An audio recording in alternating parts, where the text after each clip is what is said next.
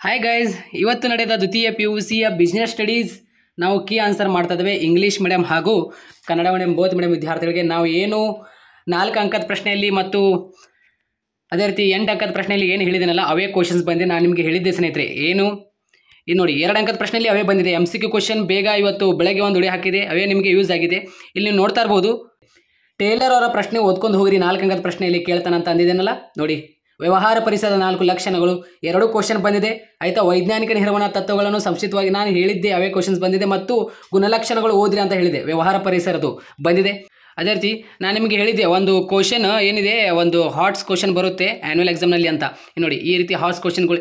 ಈ ಒಂದು ಪ್ರಶ್ನೆಗೆ ಯಾರೆಲ್ಲ ಓನ್ ಆಗಿ ಆನ್ಸರ್ ಮಾಡಿದರೆ ಓಕೆ ಆಯಿತಾ. ಈ ಒಂದು ಪ್ರಶ್ನೆಗೆ ಯಾರೆಲ್ಲ ಓನ್ ಆಗಿ ಆನ್ಸರ್ ಮಾಡಿದರೆ ಓಕೆ, ಡೋಂಟ್ ವರಿ, ನಿಮಗೆ ಮಾರ್ಕ್ಸ್ಗಳು ಖಂಡಿತವಾಗಿ ಕೊಡ್ತಾರೆ. ಯಾರೆಲ್ಲ ಓನ್ ಆಗಿ ಆನ್ಸರ್ ಮಾಡಿರ್ತಾರಲ್ಲ ಖಂಡಿತವಾಗಿ ಮಾರ್ಕ್ಸ್ ಕೊಡ್ತಾರೆ. ಡೋಂಟ್ ಯಾವ್ದು ಕೇಳಿದ ಅಂದರೆ, ಈ ಒಂದು ಪ್ರಶ್ನೆಗೆ ನೀವು ಯಾವುದಾದ್ರೂ ಪ್ರಕ್ರಿಯೆ ಬರೆದರೆ ಓಕೆ, ಇಲ್ಲಾಂದ್ರೆ ಲಕ್ಷಣ ಬರೆದ್ರು ಕೂಡ ಓಕೆ, ಮತ್ತೇನು ಮಾಡ್ತೀರ ಆಯಿತಾ. ಇಲ್ಲಾಂದರೆ ಪ್ರಾಮುಖ್ಯತೆ ಬರೆದ್ರು ಕೂಡ ಓಕೆ, ಡೋಂಟ್ ವರಿ. ಇಲ್ಲ, ಈ ಒಂದು ಪ್ರಶ್ನೆಗೆ ಪ್ರಕ್ರಿಯೆಗಳು ಹಾಕಿ ಬರೆದರೆ ಓಕೆ, ನಿಮಗೆ ಮಾರ್ಕ್ಸ್ಗಳು ಕೊಟ್ಟೆ ಕೊಡ್ತಾರೆ. ಈ ಒಂದು ಪ್ರಶ್ನೆ ಹೇಳಿದೆ ನಿಮಗೆ 4 ಹಂತಗಳು ಅಂತ ಹೇಳಿದೆ, ಬಂದಿದೆ. ಸಿಬ್ಬಂದಿ ನಿರ್ವಹಣಾ 4 ಹಂತಗಳು. ಅದೇ ರೀತಿ ನಿಯಂತ್ರಿಸಿಕೆ ಪ್ರಾಮುಖ್ಯತೆ ಅಂತ ಹೇಳಿದೆ ಸ್ನೇಹಿತರೆ, ಅದು ಬಂದಿದೆ. 10ನೇ ಹಂತದಲ್ಲಿ ಮಾರಾಟ ಪ್ರಕ್ರಿಯೆ ಮಿಶ್ರಣದ ಮೂಲಾಂಶಗಳು ಸಂಕ್ಷಿಪ್ತವಾಗಿ ವಿವರಿಸಿ ಹೇಳಿದ್ದೆ, ಇದೇ ಕ್ವಶನ್ ಬಂದಿದೆ. ಅದೇ ರೀತಿ ಇಲ್ಲಿ ನೋಡಿ, ಬಳಕೆದಾರನ ಹಕ್ಕುಗಳು ಫಿಕ್ಸ್ ಕ್ವಶನ್ ಅಂತ ಕೊಟ್ಟಿದೆ, ಇದೇ ಕ್ವಶನ್ ಬಂದಿದೆ.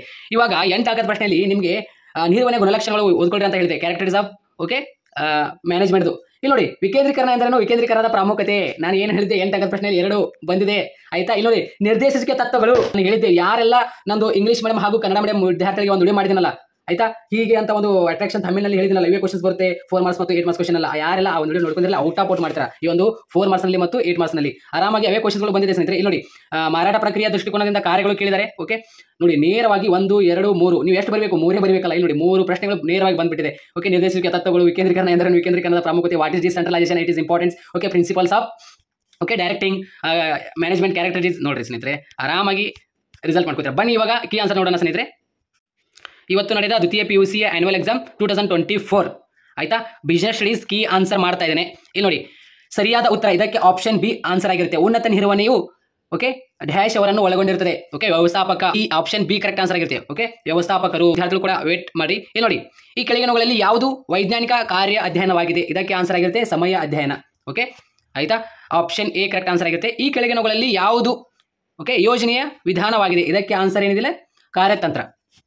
ಅದೇ ರೀತಿ ನೆಕ್ಸ್ಟ್ ಕ್ವಶನ್, ಇಲ್ಲಿ ನೋಡಿ ನಿಮಗೆ ಈ ಒಂದು ಪ್ರಶ್ನೆಗೆ ನೋಡಿ, ಒಂದು ಕಂಪನಿಯ ನೋಂದಾಯಿತ ಕಚೇರಿಯಲ್ಲಿ ನವದೆಹಲಿಯಲ್ಲಿ ಉತ್ಪಾದನಾ ಘಟಕವು ಓಕೆ, ಇದು ಏನು ಕೊಟ್ಟಿದ್ದಾರೆ, ಮಾರಾಟ ಪ್ರಕ್ರಿಯೆ ಮತ್ತು ಮಾರಾಟ ವಿಧಗಳನ್ನು ಈ ಕಂಪನಿಯ ಗ್ರಾಹಕ ಉತ್ಪನ್ನಗಳನ್ನು ನಿರ್ವಹಿಸುವ ಗುರಿಗಳನ್ನು ಸಾಧಿಸಲು ಯಾವ ರೀತಿಯಲ್ಲಿ ಸಂಘಟನಾ ರಚನೆಗಳನ್ನು ಅಳವಡಿಸಿಕೊಳ್ಳಬೇಕು, ಇದಕ್ಕೆ ಆನ್ಸರ್ ಆಪ್ಷನ್ ಸಿ ಆನ್ಸರ್ ಆಗಿರುತ್ತೆ, ವಿಭಾಗೀಯ ರಚನೆ ಆಯಿತಾ. ಅದೇ ರೀತಿ ಈ ಕೆಳಗಿನವುಗಳಲ್ಲಿ ಯಾವುದು ದೀರ್ಘ ಬಾಳಿಕೆ ಓಕೆ ಭಾರತ ಉತ್ಪನ್ನಗೆ ಉದಾಹರಣೆ ಆಗಿದೆ, ಈ ಒಂದು ಪ್ರಶ್ನೆಗೆ ಆನ್ಸರ್ ನೋಡ್ರಿ. 5ನೇ ಪ್ರಶ್ನೆಗೆ answer option D okay, tooth paste. Next question number 6 okay. ಒಬ್ಬ ಅಧೀನ ಅಧಿಕಾರಿಯು ಒಬ್ಬ ಡ್ಯಾಶ್ ಇಂದ ಆದೇಶವನ್ನು ಪಡೆಯುವುದು ಓಕೆ, ಇದಕ್ಕೆ ಮೇಲಾಧಿಕಾರಿ ಆಯಿತಾ. ಅದೇ ರೀತಿ ನೀತಿಗಳು ಡ್ಯಾಶ್ ಏನು ಸಾಮಾನ್ಯ ಹೇಳಿಕೆಯಾಗಿದ್ದು ಆಯಿತಾ. ಅದೇ ರೀತಿ ಡ್ಯಾಶ್ ಎಂದರೆ ಸಂಸ್ಥೆಯಲ್ಲಿ ಜನರನ್ನು ಉತ್ತೇಜಿಸಲು ಬಳಸುವ ತಂತ್ರಯಾಗಿದೆ, ಇದಕ್ಕೆ ಆನ್ಸರ್ ಏನು ಪ್ರೇರಕ ಆಯಿತಾ. ಅದೇ ರೀತಿ ವ್ಯವಹಾರದ ಚಟುವಟಿಕೆಗಳನ್ನು ನಡೆಸಲು ಬೇಕಾಗಿರುವ ಹಣವನ್ನು ಏನು ಹಣಕಾಸು ಎಂದು ಕರೆಯುತ್ತೇವೆ. ನಮೂದಿತ ಬೆಲೆಗಿಂತ ಕಡಿಮೆ ಬೆಲೆಗೆ ಉತ್ಪನ್ನಗಳನ್ನು ನೀಡುವುದು ರಿಯಾಯಿತಿ. ಉಪಭೋಗದ ಹವ್ಯಾಸ, ಇದು ಏನಾಗಿರುತ್ತೆ ಸಾಮಾಜಿಕ ಪರಿಸರದ ಮೂಲಾಂಶ ಆಯಿತಾ. 4ನೇದು ಆಯಿತಾ. ಅಧಿಕಾರವನ್ನು ಪ್ರತಿನಿಧಿಸುವುದು, ಇದಕ್ಕೆ ಆನ್ಸರ್ ಆಗಿರುತ್ತೆ ವಿಕೇಂದ್ರೀಕರಣ. ನೇಮಕಾತಿ, ಇದಕ್ಕೆ ಆನ್ಸರ್ ಆಗಿರುತ್ತೆ ಸ್ನೇಹಿತರೆ ನೇಮಕಾತಿ, ಇದಕ್ಕೆ ಆನ್ಸರ್ ಆಗಿರುತ್ತೆ ಸಿಬ್ಬಂದಿ ನಿರ್ವಹಣೆಯ ಭಾಗ. ನಿಯಂತ್ರಿಸುವಿಕೆ, ಇದಕ್ಕೆ ಆನ್ಸರ್ ಆಗಿರುತ್ತೆ ನಿರ್ವಹಣೆಯ ಕಾರ್ಯ. ಮುದ್ರೆ ಹಾಕುವಿಕೆ, ಇದಕ್ಕೆ ಆನ್ಸರ್ ಏನು ಮಾರಾಟ ಪ್ರಕ್ರಿಯೆ ಕಾರ್ಯ. ಉಪಭೋಗದ ಹವ್ಯಾಸ ಸಾಮಾಜಿಕ ಪರಿಸರ ಮೂಲಾಂಶ. ಅದೇ ರೀತಿ ಅಧಿಕಾರವನ್ನು ಪ್ರತಿನಿಧಿಸುವುದು, ಇದಕ್ಕೆ ವಿಕೇಂದ್ರೀಕರಣ. ನೇಮಕಾತಿ, ಇದಕ್ಕೆ ಸಿಬ್ಬಂದಿ ನಿರ್ವಹಣೆಯ ಭಾಗ. ನಿಯಂತ್ರಿಸುವಿಕೆ, ಇದು ನಿರ್ವಹಣೆಯ ಕಾರ್ಯ. ಮುದ್ರೆ ಹಾಕುವಿಕೆ, ಇದು ಮಾರಾಟ ಪ್ರಕ್ರಿಯೆ ಕಾರ್ಯ. ಇವಾಗ ಬೇರೆ ಕ್ವಶನ್ ನೋಡೋಣ. ನಿರ್ವಹಣೆ ಯಾವುದಾದ್ರೂ ಒಂದು ಸಂಘಟನಾತ್ಮಕ ಉದ್ದೇಶ, ಏನು ಅಸ್ತಿತ್ವ ಇಲ್ಲಾಂದರೆ ಲಾಭ, ಯಾವುದಾದ್ರೂ ಒಂದು ಬರೀರಿ ಓಕೆ. ನೇಮಕಾತಿ ಅಂದರೆ ಒಂದು ಸಂಸ್ಥೆ ಒಳಗೆ ಏನಿಲ್ಲ ವಿವಿಧ ಹುದ್ದೆಗಳಿಗೆ ನೇಮಕಾತಿಯನ್ನು ನಡೆಸುವುದು ಆಯಿತಾ. ಯಾವುದಾದ್ರೂ ಒಂದು ನಾಯಕತ್ವ ಶೈಲಿ, ನಿರಂಕುಶ ಅಧಿಕಾರಿ, ನಿರಂಕುಶ ನಾಯಕತ್ವ ಇಲ್ಲಾಂದರೆ ಪ್ರಜಾಸತ್ತಾತ್ಮಕ ಅಧಿಕಾರಿ, ಯಾವುದಾದ್ರೂ ನೀವು ಒಂದು ಬರೆದರೆ ಓಕೆ, ಏನು ಪರವಾಗಿಲ್ಲ.